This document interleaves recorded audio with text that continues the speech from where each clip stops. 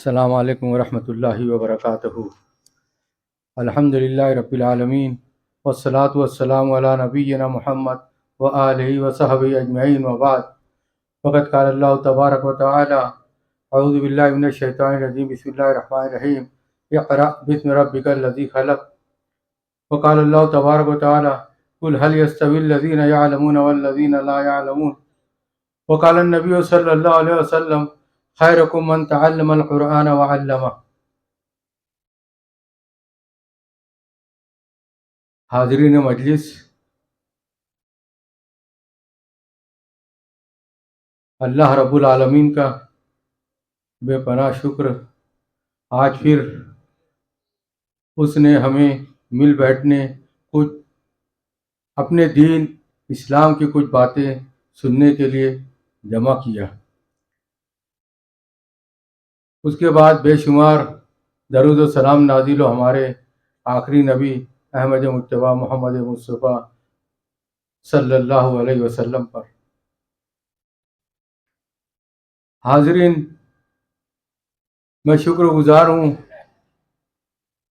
اشفاق بھائی کا، پوسلا کی جمعیت، سرفراز بھائی، زکریا بھائی نو کا، جن لوگوں نے مجھے خاص طور سے دعوت دی آنے کی، بڑی محبت سے بلائے، میں بھی انکار نہیں کر سکا اور یہاں پہنچ گیا۔ اللہ رب العالمین انہیں جزائے خیر دے۔ حاضرین، ایک دو باتیں میں عرض کرنا چاہتا ہوں۔ سب سے پہلی چیز تعلیم۔ اللہ رب العالمین نے نبی محترم صلی اللہ علیہ وسلم پر جو پہلی وحی نازل کی وہ تھی اقرأ بسم ربک الذی خلق۔ آپ پڑھیے اللہ رب العالمین کے نام کے ساتھ، جس نے تمہیں پیدا کیا۔ میرے بھائیوں، یہاں تعلیم کی اہمیت واضح ہوتی ہے کہ اسلام وہ واحد مذہب ہے جس کی پہلی آیت، جس کی پہلی وحی تعلیم کے ساتھ جڑی ہوئی ہے۔ اور اس کی اہمیت اگر سمجھنا ہو تو آپ جنگ بدر کا وہ موقع یاد کیجئے، جب جنگ بدر میں کفار قریش کے نوجوان قید کر لیے گئے تو نبی محترم صلی اللہ علیہ وسلم نے ان کی آزادی کا پروانہ اس شرط پہ دیا کہ آپ ہمارے یہاں کے بچوں کو جو آپ جانتے ہیں وہ انہیں سکھا دیں۔ گویا کہ غیر مسلم سے مسلمان بچوں کو تعلیم کا سلسلہ۔ جب ان لوگوں نے ہمارے نبی محترم صلی اللہ علیہ وسلم، ہمارے اصحاب کے بچوں کو ان لوگوں نے تعلیم دی، ان لوگوں کو آزاد کر دیا گیا۔ اس کی اہمیت سمجھیے۔ یہ اہمیت ایک جگہ اور بڑھ جاتی ہے کہ جب دو صحابی جو کافی عمر کے تھے، جو ایک ساتھ کام کرتے تھے، وہ مسجد نبوی میں اپنی باری لگا لیے کہ ایک دن آپ جائیے، اللہ کے رسول کی تعلیم سیکھیے، مجھے آ کے بتائیے، میں اسے یاد کروں گا۔ دوسرے روز دوسرے صحابی جاتے تھے، اللہ کی مجلس میں مسجد نبوی میں تعلیم حاصل کرتے تھے اور اسے آ کر پہلے صحابی کو بتاتے تھے۔ میرے بھائی، یہ کچھ تعلیم کی اہمیت ہے۔ جس تعلیم کا ہمیں حکم دیا گیا ہے وہ ہے خیرکم من تعلم القرآن وعلمہ، کہ تم میں بہترین لوگ وہ ہیں جو قرآن کو سیکھیں اور سکھائیں۔ اور اسی چیز سے ہماری غفلت ہے۔ آج مسلمانوں کے اندر جو غفلت ہے وہ اسی تعلیم سے غفلت ہے۔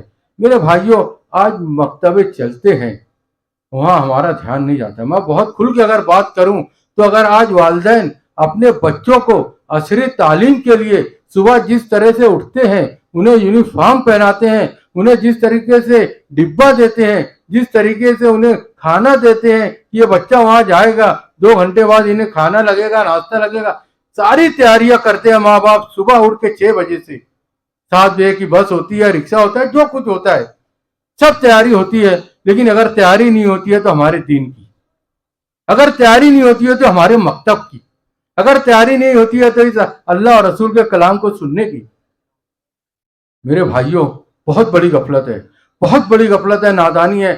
آخرت کی کامیابی چاہتے ہو تو اپنے بچوں کو اپنے مساجد میں امام کو تنخواہیں زیادہ دینا پڑی دو،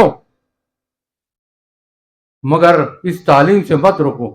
جس طرح آپ اپنے بچوں کو عصری تعلیم کے لیے بھیجتے ہو، اس سے کہیں زیادہ ضروری ہے کہ ہماری آخرت کے لیے, ہمارا مستقبل جہاں محفوظ ہے اس کے لیے ہم اس سے زیادہ محنت کریں. میرے بھائیوں, میں اکثر دہراتا ہوں, میں عصری تعلیم کے خلاف نہیں ہوں. میں جانتا ہوں آج عصری تعلیم کی کیا اہمیت ہے, مگر اس سے کہیں زیادہ دینی تعلیم کی ضرورت ہے. اگر عصری تعلیم حاصل ہے, دینی تعلیم نہیں جانتا ہے, کہیں بھی بہک جاتا ہے, کہیں بھی بہک جاتا ہے. اگر میں کہوں تو وہ گاندھیت کو سنتا ہے, وہ مرزا جیسے لوگ پلمبرنگ کو سنتا ہے, وہ شکیلیت کو سنتا ہے. ان لوگوں کے بیچ جو بڑا ہوتا ہے, ان کے جو وہ ہوتے ہیں آرا, اور ان کے جو چیزیں ذہن سے نکلتی ہیں وہ ہمارا بچہ قبول کر لیتا ہے. کیوں قبول کرتا ہے؟ کیونکہ وہ دین جانتا ہی نہیں. اس نے اپنے گھر میں قرآن اور حدیث سنا ہی نہیں, اور اللہ اور رسول کی بات کو جانتا ہی نہیں, نہ قرآن پڑھتا ہے نہ حدیث سنتا ہے. تو کہاں جائے گا وہ؟ ایسے ہی جو باتیں کرتے ہیں جو لوگوں کو ذہن کو ابھارتی ہیں, اور اسی کو وہ لوگ سنتے ہیں.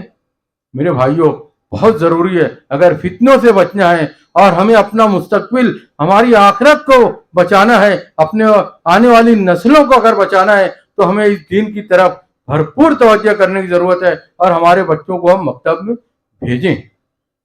اور اس میں کوئی عمر کی میں صرف بچوں کی بات نہیں کر رہا ہوں. اگر آپ میں سے کوئی بڑا ہے, کوئی ادھیڑ عمر کا ہے, کوئی 40 سال کا ہے, کوئی 30 سال, کوئی 35 سال کا ہے, وہ آئے قرآن پڑھے. ابھی شہر رمضان الذی انزل فیہ القرآن آ رہا ہے, رمضان کا مہینہ, آج 1 تاریخ غالباً ہو گئی, 1 مہینہ ہے رمضان کو. ہم رمضان میں کیا کرتے ہیں؟ قرآن کھولتے ہیں, پڑھتے ہیں, بند کرتے ہیں, پھر 11 مہینہ بند. یہ قرآن کے ساتھ مذاق ہے. کیا قرآن صرف رمضان کے لیے نازل ہوا ہے؟ کیا صرف پڑھنے کے لیے نازل ہوا ہے؟ کہ اس میں کچھ ہدایات ہیں, کچھ باتیں ہیں, کچھ اللہ ہمیں حکم دے رہا ہے, کتنی چیزوں کو ہم جب کرنا ہے وہ بتا رہا ہے, کتنی چیزوں سے روکنا ہے وہ بتا رہا ہے. ہم نہیں جانتے. ہمارا اللہ ہم سے کیا چاہتا ہے ہم جانتا ہی نہیں. صرف کچھ لوگ, پورے لوگ بھی نہیں. آج کل ہمارے سماج میں, مسلم معاشرے میں نماز کی کتنی غفلت ہے میرے بھائیوں. نماز چھوٹ جاتی ہے, احساس نہیں ہوتا ہے, اور یہ نماز چھوڑتی ہے, احساس نہیں ہوتا ہے. اس کی سب سے بڑی وجہ یہی ہے کہ ہم گناہوں میں ملوث ہیں. ہمارے گناہ ہمیں نماز نہیں پڑھنے دیتے ہیں. اگر آپ گناہ چھوڑو, نیکی کرو, دیکھو آپ کیسے فجر میں اٹھیں گے, کس طریقے سے آپ چاق و چوبند اٹھیں گے. شرط یہ ہے کہ آپ گناہ چھوڑو, نیکی کرو. صحابہ کرام کیا کرتے تھے؟ کیسی کیسی برائیوں کو چھوڑا ان لوگوں نے, کیسے کیسے وہ جاہلیت کے زمانے میں کیا نہیں ہوتا تھا, ساری چیزوں کو چھوڑ کے اللہ اور رسول کے احکام کو مان لیا. کہاں پہنچ گئے وہ؟ کہاں تک انہوں نے خلافت قائم کی, کہاں تک حکومت کی ان لوگوں نے. آج ہم لوگ کتنی پستی میں آ گئے, کتنی پستی میں آ گئے, ہم کتنے زوال کی طرف گزر رہے ہیں, ہم کیسے حالات سے گزر رہے ہیں میرے بھائیوں. پوری دنیا تو دنیا, ہم ہندوستان کے اندر آج ہم مسلمانوں کا کیا حال ہے؟ یہ کیوں؟ قرآن اور حدیث کو نہ جاننے کی وجہ سے. اور جب قرآن حدیث نہیں جانتے ہیں تو تعلیم کے ساتھ ساتھ ہم اپنے اخلاق کو بھی نہیں جانتے, ہمارے کردار کو بھی نہیں جانتے. آج ہمیں کیا کرنا ہے, کیا نہیں کرنا ہے, ہم یہ بھی نہیں جانتے کہ ہمیں اپنے پڑوسی کے ساتھ کیسے رہنا ہے, ہمیں اپنے بڑے بھائی کے ساتھ کیسے رہنا ہے, ہمیں اپنے والدین کا کس طریقے سے ان کا اعتبار حاصل کرنا ہے, ہمارے والدین کی کس طریقے سے عزت کرنا ہے. ہم نہیں جانتے. ہم معاشرے میں ایک دوسرے سے کس طریقے سے کٹے ہوئے ہیں. صرف دعا سلام کی بات نہیں ہے میرے بھائیوں, دعا کر لیے, سلام کر لیے, آ گئے چلے گئے, یہ اسلام نہیں ہے. اسلام تو وہ ہے کہ ہم دیکھیں ہمارا کون سا بھائی کہاں پریشان ہے, ہمارے بھائی کو کس جگہ کس چیز کی ضرورت ہے. آج ہمارے پاس ہے تو ہم ان بھائی کی مدد کریں. ہم دعاؤں کی بہت بات کرتے ہیں میرے بھائیوں, ایسی مدد کرو کہ ہمارے سیدھے ہاتھ سے دیں, الٹے ہاتھ کو نہ معلوم ہو, اور سامنے والے کے دل میں ایسی مدد ہو کہ اس کے دل سے دعا نکلے, اللہ تمہیں اچھا رکھے. میرے بھائیوں, یہ دعا تمہارے آخرت کی کامیابی کی ضامن ہے.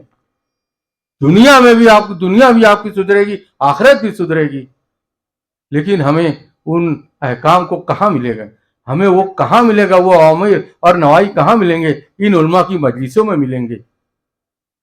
ان علماء کے صحبت, ان کی صحبتوں کو اختیار کرو.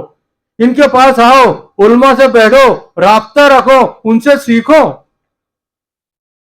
जब तक आप इन सारी चीजों पे अमल नहीं करेंगे और हमारे उलमा से, जो असली उलमा है, सल्फी उलमा है, अहले हदीस उलमा है, उनसे राब्ता नहीं करोगे, आप लोग इसी तरह बहते रहोगे और मुख्तलिफ फितनों में पड़ जाओगे। मेरे भाइयों, फितनों से बचना है तो अपने उलमा की कद्र करो, उनकी बातों को सुनो और उस पर अमल करो, ला यानी बातों मत पढ़ो। आज मोबाइल ने ऐसे फितनों में डाल दिया है, आज हम मुसलमानों को ऐसे फितने में डाल दिया कि हम रात को 3-4 बजे तक मोबाइल देखते हैं, सुबह की अजान होती है, मोबाइल बंद करके हम सो जाते हैं। अल्लाह रब्बुल आलमीन समाए दुनिया पे नाजिल होकर हम पुकारता है, आओ मेरे बंदो, मेरी मगफिरत लो, आओ जो चाहते हो मुझसे मांगो, लो, मैं देने को तैयार हूं। या तो हम सोते हैं या मोबाइल में लगे रहते हैं। क्या है मेरे भाई, ये एक मुसलमान की जिंदगी है। जब हम मुसलमान हैं, जब हम इस्लाम कबूल किए हैं, जब हम इस्लाम को मानते हैं, तो इसका क्या मतलब है? इसका एक ही मतलब है, ऐ अल्लाह, हम मुसलमान हैं तो सब कुछ तेरे लिए, हमारा जीना, उठना, बैठना, मरना, जीना, सब, हर तरह का जो भी हमें आशाइश मिले वो तेरी तरफ से, जो मुसीबत मिली वो हमारे करतूत। जब हमारे अंदर ये जज्बा पैदा होगा कि हम मुसलमान हैं और सिर्फ अल्लाह के लिए हैं और जो कुछ करना है सिर्फ अल्लाह के लिए करना है, जब भी हमारे अंदर कुछ तब्दीली आएगी। मेरे भाइयों, बात तवील हो रही है, मैं सिर्फ ये गुजारिश करूंगा कि मुसलमानों, अपने आप को संभालो, अपने तालीम, दीनी तालीम की तरफ तवज्जो दो और अपने अखलाक व किरदार की तरफ तवज्जो दो। अल्लाह रब्बुल आलमीन हमें कहने सुनने से ज़्यादा अमल करने की तौफीक अता फरमाए। व आखिर दावाना अनिल हम्दुलिल्लाहि रब्बिल आलमीन।